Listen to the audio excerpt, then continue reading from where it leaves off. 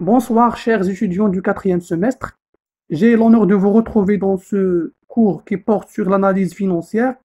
Alors, cette première vidéo sera consacrée pour une petite introduction à la matière, en définissant d'abord la notion de l'analyse financière, en présentant ses principaux objectifs et en abordant les principaux acteurs qui sont concernés par l'analyse financière au-delà de l'entreprise elle-même, avant de terminer la vidéo par une présentation du plan de cours. Alors, qu'est-ce qu'on entend par l'analyse financière?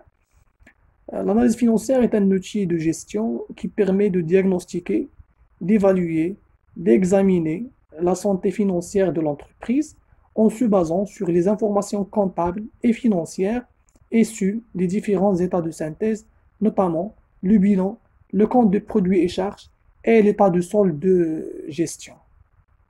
Autrement dit, l'analyse financière est une technique de gestion qui permet d'apprécier la situation financière réelle de l'entreprise sur la base du disponible en termes d'informations, que ce soit financière ou bien comptable, et qui se trouve au niveau des états de synthèse de l'entreprise, notamment le bilan, le SG et le CPC, bien sûr pour déterminer les forces et les faiblesses de l'entreprise pour qu'on puisse prendre les mesures correctrices nécessaires afin de garantir un certain niveau d'équilibre financier.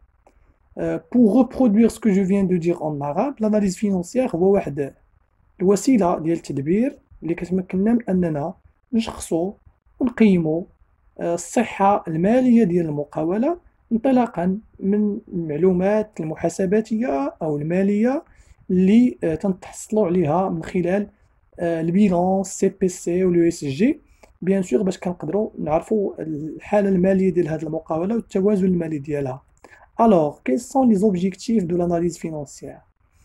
L'analyse financière permet d'examiner l'équilibre financier de l'entreprise.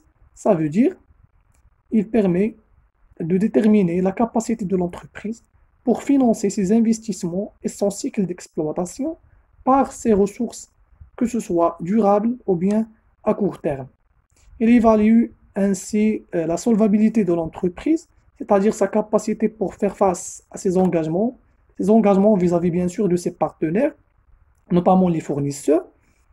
يعني تيمكننا من أننا نحددوا التوازن المالي ديال المقاولة ونحددوا القدرة ديال المقاولة على أنها تلتزم مع الشركاء ديالها وخاصة الممولين.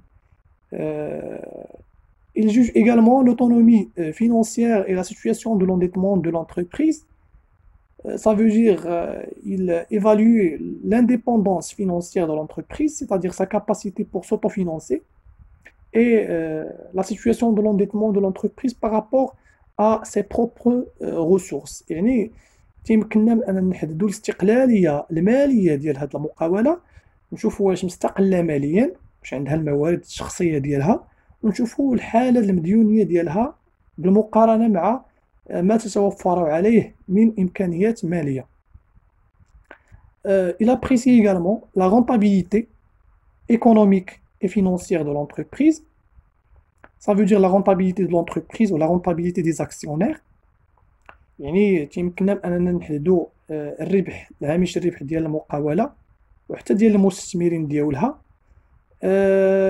Enfin, il analyse les forces et les faiblesses de l'entreprise et proposer les mesures correctrices nécessaires. Donc, تيمكننا بأننا نحددوا نقاط القوة ونقاط الضعف pour qu'on puisse agir, bien sûr, et prendre les mesures et les actions nécessaires pour sortir de la crise, le cas échéant.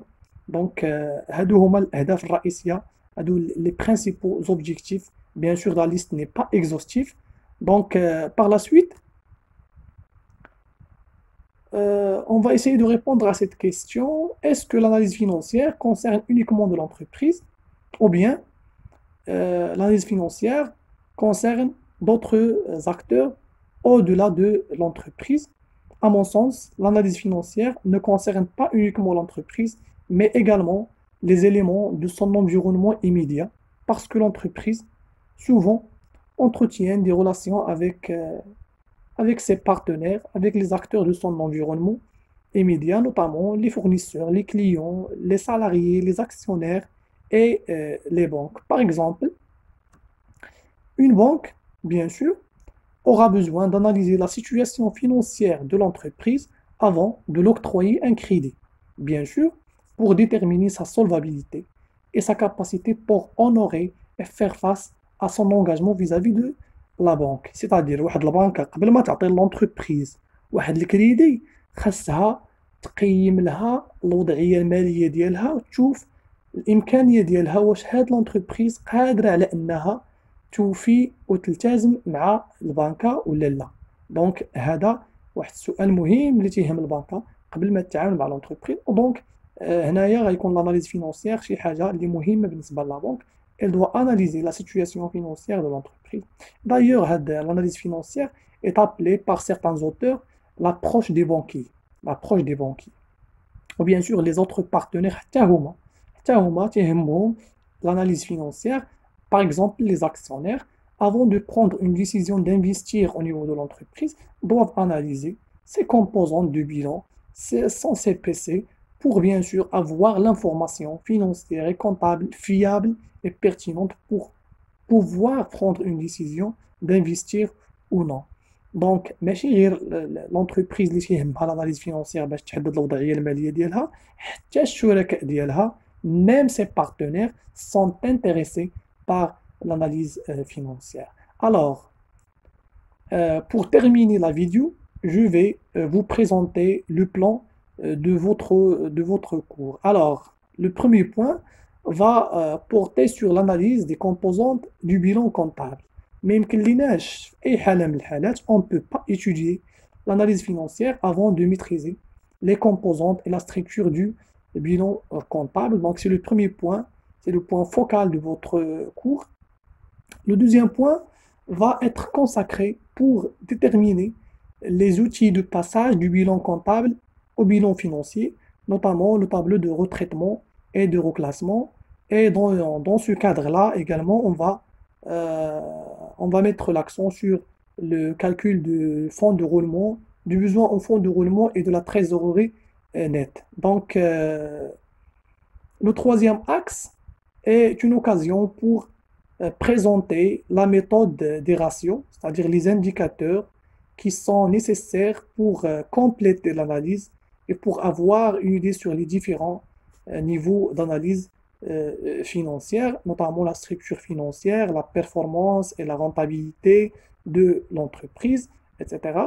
Le dernier point de votre cours va porter principalement sur l'état de solde de gestion, quelles sont ses composantes et quelle est sa structure.